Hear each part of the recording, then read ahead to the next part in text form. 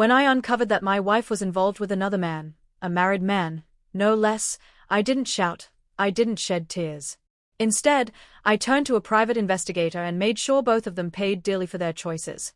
By the time I was done, he had lost everything: his wife, his career, his home, and even walked away with a broken nose. Let me walk you through how I made karma run on my schedule. If you've ever been betrayed, if you've ever daydreamed about delivering precise and calculated justice to the person who shattered your world, stay with me.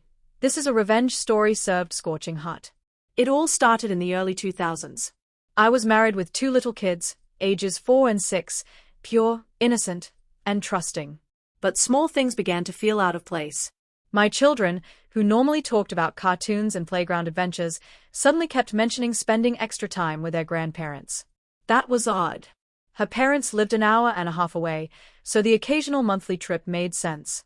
But suddenly they were seeing them 2, sometimes 3 times a week? Especially when my wife only worked part-time. Something didn't add up. When I casually asked her about it, her voice sounded calm, but her eyes gave her away. Something was off. That's when I started noting her car's mileage.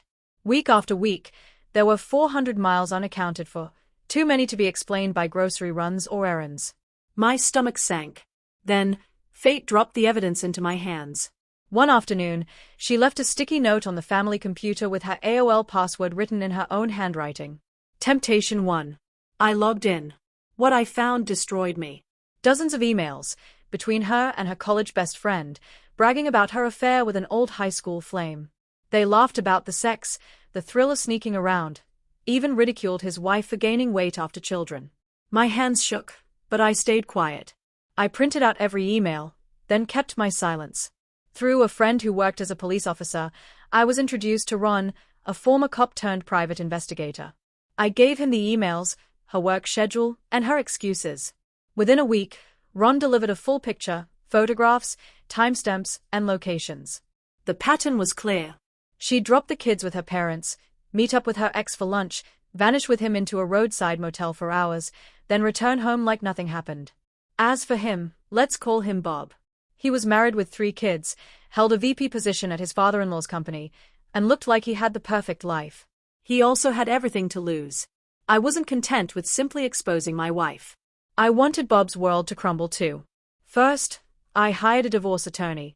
I knew the courts didn't weigh infidelity heavily, but I wasn't about to let my children grow up in the storm of lies I had endured as a kid. I had to be smart and deliberate. Then came the final move. On the same day my wife was served with divorce papers at her workplace, Ron drove to Bob's home and handed his wife a complete dossier: photos, messages, hotel receipts, a timeline that left no room for denial. She didn't just confront him, she detonated his life. Within 2 days, she drained their accounts, left with the children, and revealed everything to her father, who happened to be Bob's boss. Bob was fired instantly. No company wanted to hire a disgraced executive who humiliated his own in-laws. Soon after, he was thrown out of the home they had given him. When he tried begging for forgiveness, her brother greeted him with fists. The broken nose was just the beginning. There were police reports, charges, and a restraining order. Bob's life imploded. Eventually, he disappeared altogether. Meanwhile, his ex-wife flourished. She later stepped in to run her father's business when he retired. I finalized my divorce, kept things civil, and devoted myself to raising my children. Now they are adults, and I have no contact with my ex-wife, not out of anger, but because there's simply nothing left to say. She made her choices. I just ensured karma arrived sooner. Bob lost his marriage, career, home, reputation, and even his face paid the price. He thought he could toy with my family and walk away untouched. He underestimated me. I didn't rage, I didn't fall apart. I waited, I planned, and when the trap closed, there was no escape. That's the truth about revenge. It doesn't have to be loud. It doesn't have to be violent. Sometimes the most satisfying revenge is simply giving people the space to ruin themselves, with just the smallest nudge.